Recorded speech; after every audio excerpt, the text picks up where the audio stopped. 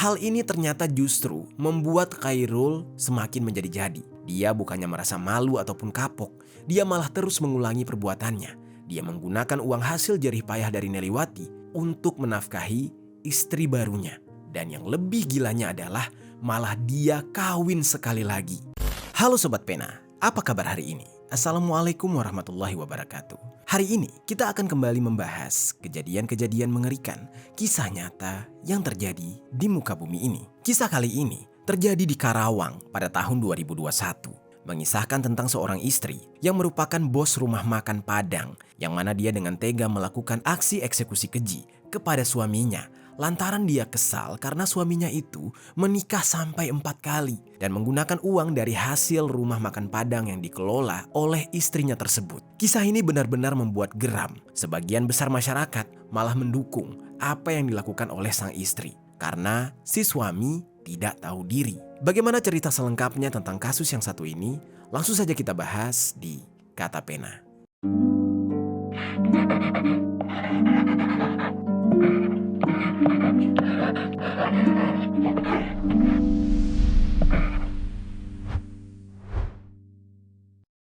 Seorang istri di Karawang, Jawa Barat bernama Neliwati, 49 tahun, nekat suaminya.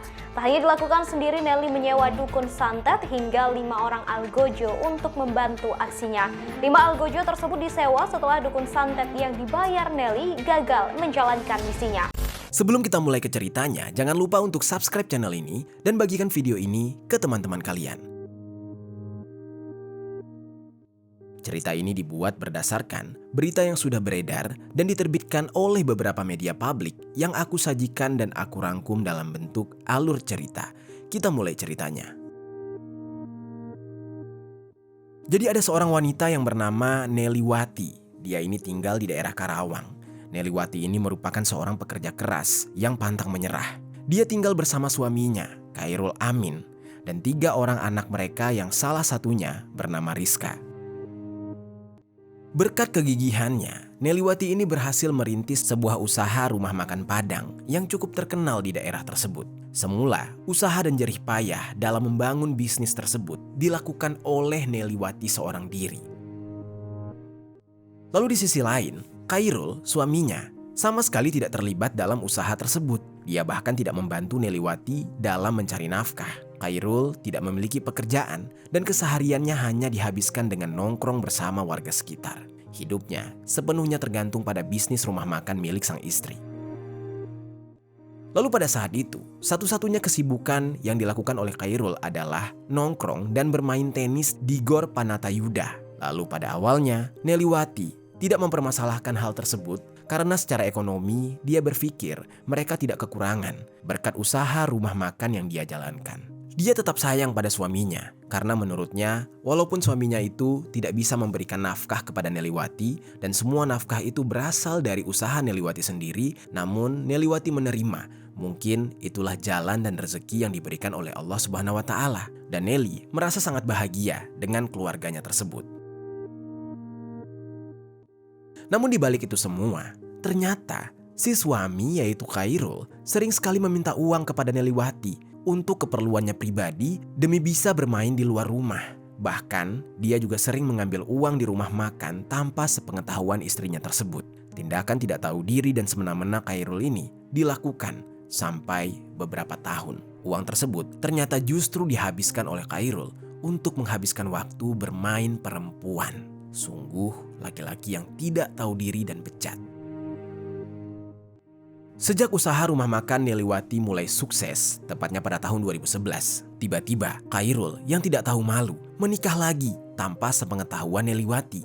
Dan gilanya, untuk menghidupi istri barunya tersebut, Khairul ini malah memanfaatkan uang dari usaha Neliwati. Pada awalnya, Neliwati tidak mengetahui hal itu.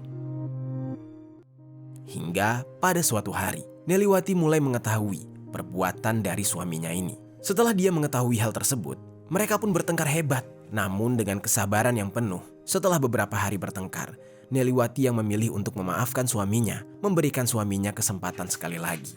Meskipun dia tahu suaminya ini adalah laki-laki yang tidak berguna. Namun sayangnya sobat, Hal ini ternyata justru membuat Khairul semakin menjadi-jadi. Dia bukannya merasa malu ataupun kapok, dia malah terus mengulangi perbuatannya. Dia menggunakan uang hasil jerih payah dari Neliwati untuk menafkahi istri barunya. Dan yang lebih gilanya adalah malah dia kawin sekali lagi. Hingga singkat cerita, tepat pada tahun 2021, kebiasaan sebagai tukang kawin itu masih dijalani oleh Khairul. Dia bahkan pada tahun 2021 tersebut sudah menikah sampai dengan 4 kali. Dan lagi-lagi untuk menikahi wanita-wanita tersebut, dia menggunakan uang dari rumah makan milik usaha Neliwati. Pernikahan yang dilakukan oleh Khairul itu akhirnya terbongkar lagi oleh Neliwati. Dan Neliwati di saat itu juga sudah bingung harus bagaimana lagi menyadarkan sang suami. Neliwati di saat itu jelas merasa sakit hati. Bagaimana tidak? Diduakan saja itu sudah sangat menyakitkan, apalagi sampai diempatkan. Dan parahnya, Neliwatilah yang menghidupi ketiga istri Khairul dari usaha rumah makannya. Singkat cerita, anak-anak Neliwati dari hasil pernikahan dengan Khairul juga sudah beranjak dewasa. Dan mereka sudah mulai memahami masalah yang dihadapi oleh ibu dan ayah mereka. Di saat itu, anak-anaknya turut memperingatkan Khairul agar tidak lagi bermain wanita. Namun di saat itu, bukannya merasa malu dan sadar diri, Khairul ini malah membentak-bentak anak-anaknya dan bertindak kasar terhadap mereka. Lalu semakin lama, Neliwati mulai merasa suaminya semakin tidak berguna karena sama sekali tidak memberikan peran apapun selain mendatangkan kerugian di dalam hidup Neliwati. Lalu karena itulah, Neliwati pun berencana untuk menggugat cerai Khairul. Namun rencananya untuk menggugat cerai itu batal dikarenakan Neliwati di saat itu masih ragu. Dia masih memikirkan anak-anaknya, padahal anak-anaknya juga sudah dewasa. Neliwati di saat itu merasa kasihan terhadap anak-anaknya. Dia merasa anak-anaknya tersebut masih membutuhkan figur orang tua. Dan selain itu, Neliwati tidak ingin harta dan bisnis rumah makannya yang sudah dia bangun sendirian selama bertahun-tahun harus dibagi dua dengan Khairul apabila mereka bercerai sebagai harta gonogini. Namun sobat, tidak jadi bercerai bukan berarti Neliwati sudah memaafkan suaminya itu. Neliwati di saat itu kebingungan, dan sementara di sisi lain dia sudah benar-benar merasa sakit hati, bahkan sudah mulai dendam. Dia di saat itu mulai merencanakan sesuatu yang sangat ekstrim karena dia merasa tidak punya pilihan lain. Dia tidak ingin lagi hidup bersama suaminya, namun dia juga tidak mau membagikan harta yang dia perjuangkan sendirian kepada suami bejatnya tersebut. Namun di saat itu, pikirannya yang benar-benar sadis sekaligus membuat dia semakin bingung harus melakukan apa. Tibalah hingga beberapa waktu kemudian, tepatnya di bulan Maret tahun 2021, Neliwati yang sudah muak dengan kelakuan suaminya sering sekali menceritakan masalahnya itu kepada orang-orang, termasuk orang baru yang dia temui dan baru dia kenal. Salah satunya, dia curhat dengan seorang driver ojek online, yang mana driver ojek online itu merupakan langganan di rumah makannya. Nama driver tersebut adalah Agus Marzuki dan dia kerap dipanggil Otong. Neliwati di saat itu menceritakan soal keluh kesahnya tentang sang suami yang sudah menikahi perempuan lain sebanyak 4 kali dan bahkan menggunakan uang dari usahanya. Di dalam curhatannya kepada Otong, Neliwati ini juga menyampaikan niatnya untuk ingin menghabisi nyawa suaminya, terutama dengan cara menyantet. Dia meminta bantuan Otong untuk mencarikan dukun santet. Dan Otong pun di saat itu setuju karena Neliwati menawarkan sejumlah uang yang cukup besar, yaitu 5 juta rupiah kepada Otong. Dan uang tersebut untuk membayar sang dukun. Nantinya Otong akan mendapatkan komisi selanjutnya. Singkat cerita, setelah Otong menerima uang tersebut, jalanlah dia mencari seorang dukun santet. Setelah itu, Otong langsung mengorder pesanan kepada si dukun santet untuk menghabisi nyawa Khairul. Lalu setelah mengorder, mereka pun menunggu reaksi dari santet yang mereka kirim. Namun hingga 2 bulan menunggu, ternyata masih belum ada reaksi apa-apa dan Khairul masih baik-baik saja. Akhirnya Neliwati pun mulai merasa kesal. Dia di saat itu tidak yakin dengan apa yang dilakukan oleh sang dukun, yang mana akhirnya hal tersebut mendorong dia untuk berencana membayar seseorang guna mengeksekusi dan menghabisi nyawa suaminya secara langsung. Di saat itu, Otong sempat menyarankan seorang kenalannya yang bernama Iskandar, yang sekiranya mungkin bisa menjadi eksekutor.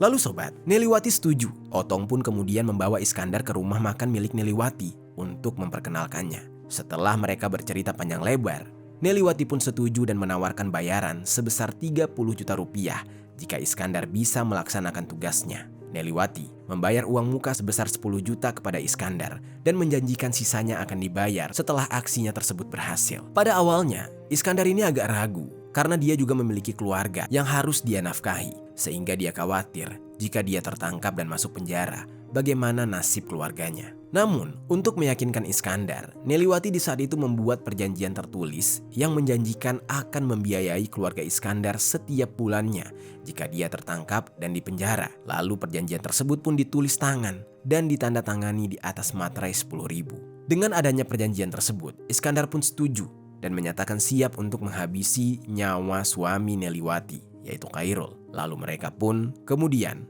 mulai menyusun rencana. Namun ketika semuanya sudah matang dan mereka akan segera melaksanakan tugasnya, Otong yang mulai mengintai dan mencari celah untuk melakukan eksekusi. Secara tiba-tiba, si eksekutor yang sudah diberikan uang muka sebesar 10 juta rupiah menghilang tanpa jejak. Ternyata di saat itu, si eksekutor yang bernama Iskandar malah melarikan diri membawa uang muka 10 juta tadi. Sehingga rencana mereka pun gagal.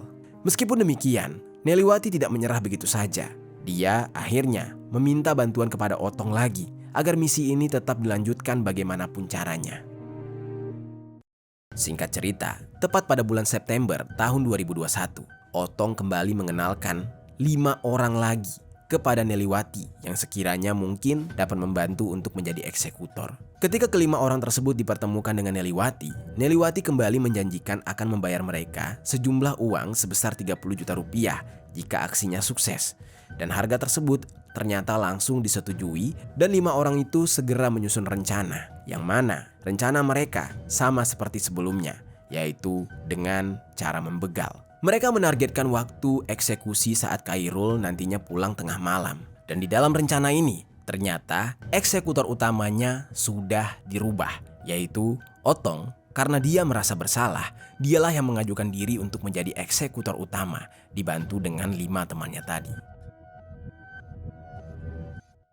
Singkat cerita, setelah berhari-hari mengintai situasi yang tepat untuk beraksi, pada tanggal 27 September tahun 2021, mereka mulai melaksanakan rencana tersebut. Tepat setelah jam maghrib, Otong sendirian pergi ke salah satu warung yang ada di sekitar Gor Panatayuda. Di sana Otong mengintip dan mencari di mana Khairul, dan dia akhirnya melihat Khairul yang sedang nongkrong bersama teman-teman yang lain. Dia memastikan kapan Khairul ini akan pulang. Sementara itu, kelima temannya yang lain menunggu di sebuah minimarket di rute jalan pulangnya Khairul sejak jam 8 malam. Setelah beberapa jam menunggu, pada jam 11 malam, Khairul pun mulai beranjak dari tempat nongkrongnya untuk pulang. Dan Otong yang menyadari hal itu langsung menghubungi kelima temannya untuk bersiap-siap. Melihat Khairul yang sudah mulai menancapkan gasnya, Otong langsung mengikutinya dari belakang. Begitu Khairul lewat di depan minimarket tempat kelima orang itu menunggu, mereka segera membuntuti Khairul satu persatu. Dan di sini jumlah mereka berenam termasuk dengan Otong yang menggunakan 3 motor. Mereka terus mengikuti Khairul dari belakang dan menunggu situasi jalan benar-benar sepi. Di tengah perjalanan, Khairul ini tiba-tiba menyadari bahwa dia diikuti oleh orang, apalagi jalan di saat itu sedang sangat sepi. Dan dia mulai merasa ketakutan. Di saat itu, dia pun langsung tancap gas dengan cepat.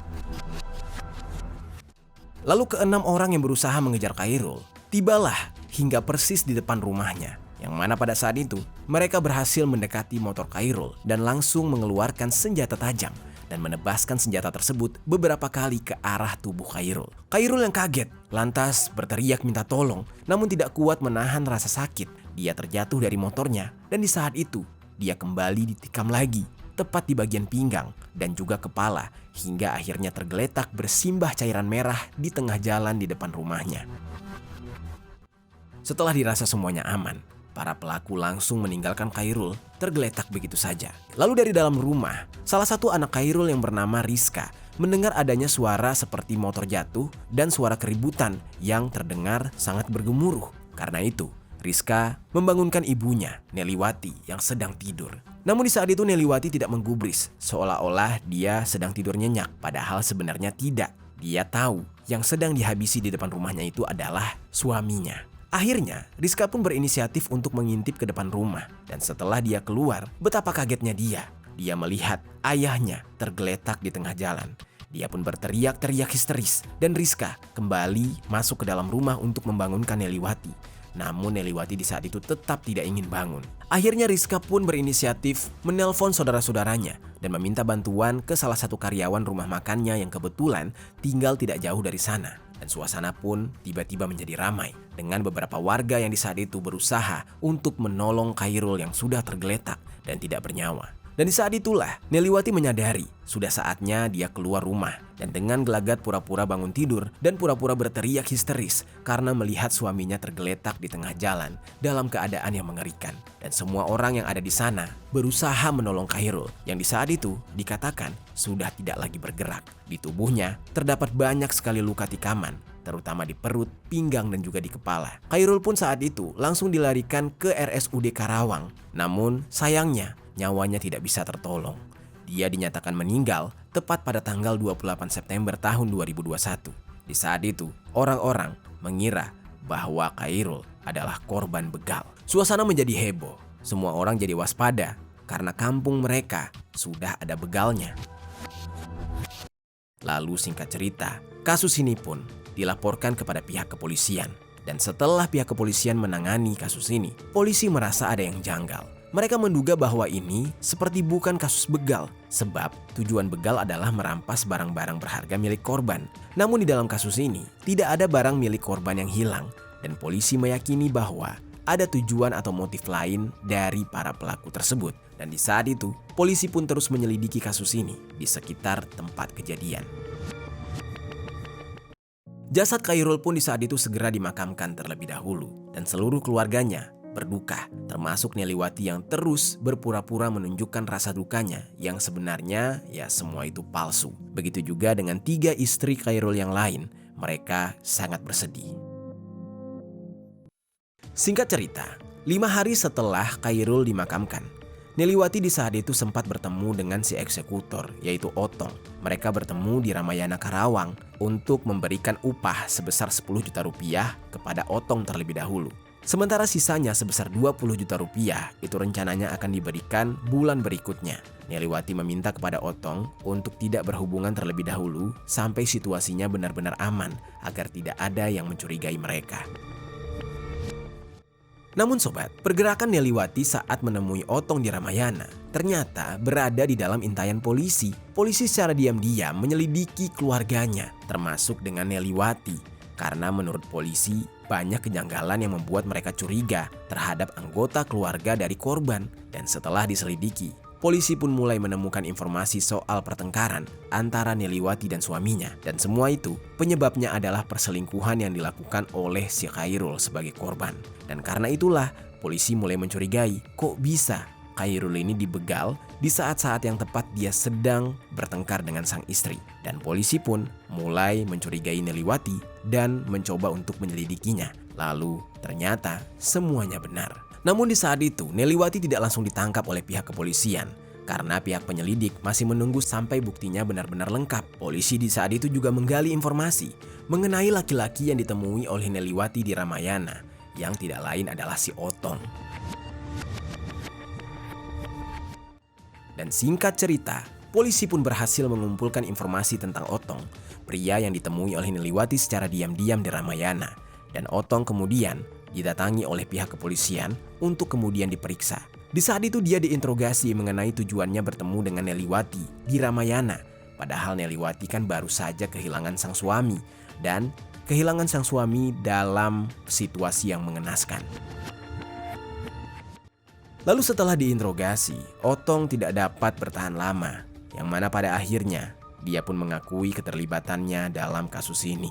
Dia didesak oleh pihak kepolisian untuk mengakui, dan akhirnya dia mengaku bahwa dia merupakan salah satu pelaku yang menghabisi nyawa Khairul. Otong juga menyebutkan bahwa ada 5 pelaku lainnya, yaitu teman-temannya sendiri yang ikut turut membantu dalam aksi tersebut. Otong mengungkapkan bahwa mereka semua melakukan tindakan ini karena dibayar dan diminta oleh Neliwati untuk menghabisi nyawa suaminya itu. Setelah mendapatkan keterangan dari Otong, polisi segera menangkap Neliwati di saat itu juga yang kebetulan sedang sibuk bekerja di rumah makannya. Neliwati langsung diseret dan dibawa oleh polisi untuk diinterogasi lebih lanjut. Tidak ada pilihan lain.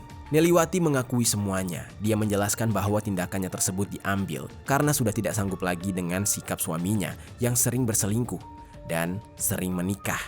Dan bahkan dia menikah sebanyak 4 kali. Semuanya itu menggunakan biaya dari hasil usaha Neliwati. Neliwati juga mengungkapkan bahwa Khairul adalah laki-laki yang tidak berguna dan sama sekali tidak membantunya dalam segala hal. Neliwati menjelaskan bahwa dia merasa terpaksa melakukan semua ini karena suaminya itu adalah sosok yang keras, kejam, dan kasar, bahkan terhadap anak-anaknya. Lalu, pengakuan Neliwati ini juga ikut dibenarkan oleh anak-anaknya dan pihak keluarga Khairul yang juga mengakui kebenaran atas apa yang Neliwati ungkapkan. Bahkan, keluarga Khairul sendiri yang merupakan korban itu tidak pernah membela Khairul. Mereka justru membela menantunya, Neliwati, walaupun apapun yang dilakukan oleh Neliwati ini adalah sebuah kesalahan. Bahkan keluarga Khairul mengakui bahwa Khairul dengan bangga mengenalkan selingkuhannya kepada mereka dan juga masyarakat sekitar dan sering memamerkannya. Khairul ini tidak pernah merasa bersalah atas pengkhianatannya terhadap sang istri dan dampak yang ditimbulkan pada keluarganya yang seharusnya itu menjadi tanggung jawab dia sebagai kepala keluarga. Karena ini, banyak yang merasa kasihan dengan Neliwati, terutama anak-anaknya yang memahami betapa kejamnya sang ayah. Mereka berharap ibunya mendapatkan hak atas kebahagiaannya sendiri. Dan apa yang sudah dilakukan oleh ibunya terhadap sang ayah tidak begitu difikirkan oleh anak-anaknya. Neliwati mungkin merasa bahwa tindakan tersebut adalah satu-satunya cara untuk melindungi diri dan mental anak-anaknya dari kejamnya Khairul. Namun, terlepas dari alasan tersebut, Neliwati tetaplah melakukan aksi kriminal. Dan akhirnya, Neliwati, Otong, dan kelima eksekutor lainnya ditangkap dan diadili. Meskipun semua pihak, termasuk anak-anaknya, keluarga korban Khairul telah memaafkan Neliwati dan meminta hakim untuk meringankan hukumannya, tapi keputusan tetap harus diambil berdasarkan hukum yang berlaku di negara Republik Indonesia. Mereka pun kemudian dijatuhi hukuman 13 tahun penjara. Hukuman ini dianggap cukup ringan untuk kasus eksekusi berencana yang dilakukan secara bersama-sama, yang mana seharusnya Neliwati dan Otong bisa saja dijerat dengan hukuman mati. Namun, faktor-faktor yang mempengaruhi keputusan ini termasuk motif perlindungan diri dan tindakan korban serta pertimbangan dari pihak keluarga korban yang memaafkan Neliwati. Hakim pun memutuskan hukuman yang dianggap adil berdasarkan semua pertimbangan tersebut. Itu dia sobat, kisah dari Khairul yang berakhir dengan sangat tragis akibat berkhianat dari sang istri dan suka main perempuan. Apa pelajaran yang bisa kita ambil dari kisah ini?